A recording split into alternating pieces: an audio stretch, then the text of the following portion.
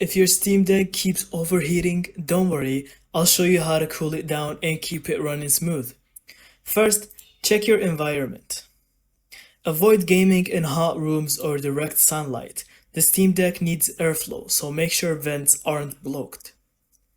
Now, lower your graphics settings. Go into the performance menu, cap your FPS to 40 or 60 and enable FSR scaling. This reduces GPU load and heat. Step 3. Clean your vents. Use a can of compressed air to blow out dust from the top and bottom exhaust ports. Also, invest in a cooling stand or USB-C fan dock. These keep the deck elevated and push extra air through the vents. Also, don't forget to check for software updates. Valve pushes patches that optimize thermal management, so keep your deck updated helps a lot. And that's it. Optimize settings, clean the vents, and add a cooling if needed.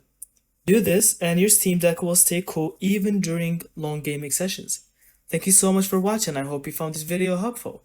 And don't forget to leave us your thoughts in the comments.